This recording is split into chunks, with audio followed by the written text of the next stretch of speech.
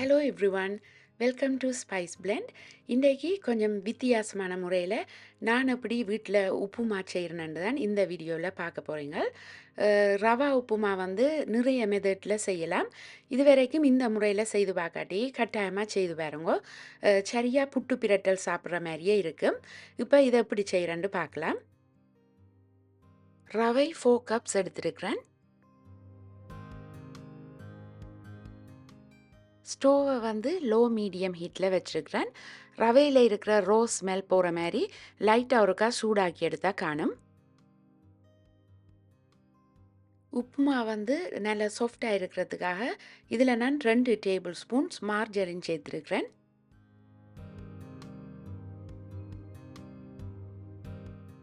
Low ஹீட்டில் வச்சு margarine ரவையோட நல்லா மிக்ஸ் பண்ணின பிறகு ஸ்டோவை ஆஃப் பண்ணிவிட்டு எடுத்து வச்சிடணும். அதே ஹீட்டில் வச்சுருந்தா ரவை ஈஸியாக பேர்ன் பண்ணிவிடும். பிறகு உப்பு மாசம் ஏக்கையும் வந்து அந்த ஸ்மெல் வந்து கொண்டிருக்கு. அடுத்ததாக இந்த உப்புமா செய்கிறதுக்கு கத்தரிக்காய், உருளைக்கிழங்கு, வெங்காயம் எல்லாம் பொரிச்செடுக்கணும். கத்தரிக்காய், உருளைக்கிழங்கு எல்லாம் இப்போ நான் கட் பண்ணுற மாதிரி சின்ன சின்ன கட் பண்ணி எடுக்கணும். வெங்காயம் மட்டும் கொஞ்சம் நீட்டாக பொரிச்சு எடுத்துக்கொள்ளணும்.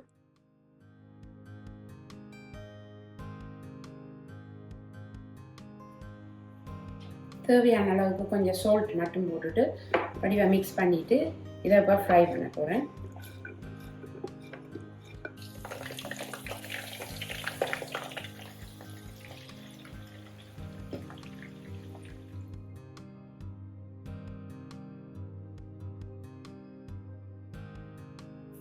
இது வந்து 3 அந்தரமும் ஃப்ரை பண்ணி எடுத்துருக்கிறேன். நான் கூட கத்தரிக்காய் கூட போடுறது, உருளைக்கிழங்கு கொஞ்சம் குறைவாக தான் போடுறது, அதால் கொஞ்சம் கத்தரிக்காய் தான் கூட போட்டிருக்கிறேன்.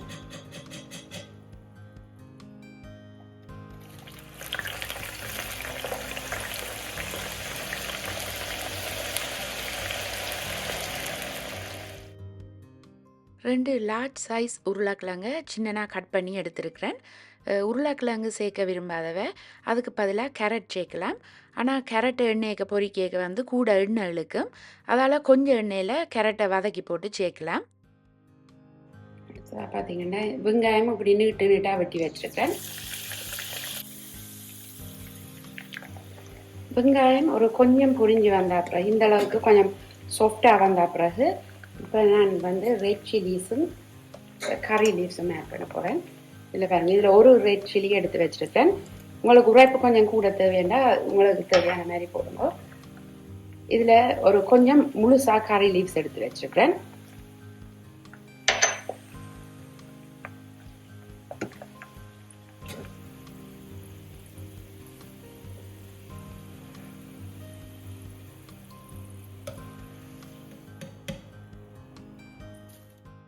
எல்லாம் பொரிச்செடுத்த பிறகு ஸ்டோவை மீடியம் ஹீட்டில் வச்சுருக்கிறேன்.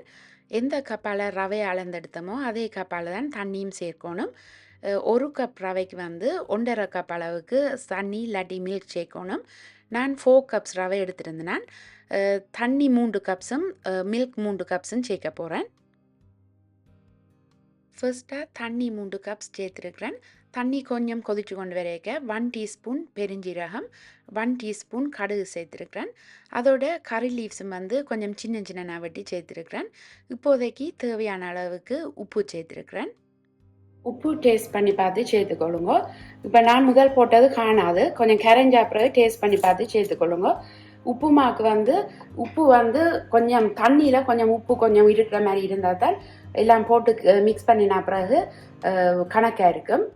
தண்ணி கொஞ்சம் கொதித்து இதில் போட்டிருந்த பெருஞ்சீரகம், கடுகு எல்லாம் அவிஞ்சா பிறகு 3 கப்ஸ் பசுப்பால் சேர்க்குறேன்.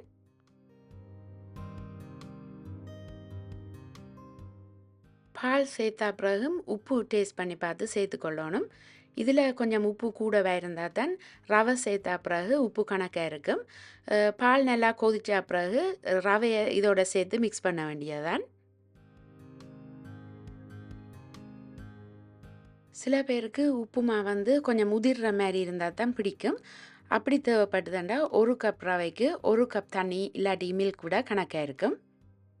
ஸ்டோவை வந்து ரவையை மில்கோட சேர்க்கையே ஆஃப் பண்ணிவிட்டு அந்த ஹீட்டில் வச்சு தான் மிக்ஸ் பண்ணி கொண்டிருந்தேன். அப்படி ஹீட் காணாட்டிக்கு லோ ஹீட்டில் விட்டுட்டு மிக்ஸ் பண்ணால் கணக்காக இருக்கும். அடுத்ததாக பொரிச்சு வச்சுருந்த மிரக்கறியை லோவண்டா சேர்க்குறேன். இதில் போட்டிருக்கிற பொரியல்கள மணம் எல்லாம் சேர்ந்து சாப்பிடக்க நல்லா இருக்கும். இனிப்பாக வேணுமெண்டா கொஞ்சம் சுகர் சேர்த்துட்டு பனானாவோட சாப்பிடவும் நல்லா இருக்கும். கிட்ஸ் எல்லாம் விரும்பி சாப்பிடுவினம். இன்னும் ஒரு ரெசிப்பியில் உங்களை மீட் பண்ணுறேன். அண்டில் தென் பாய்.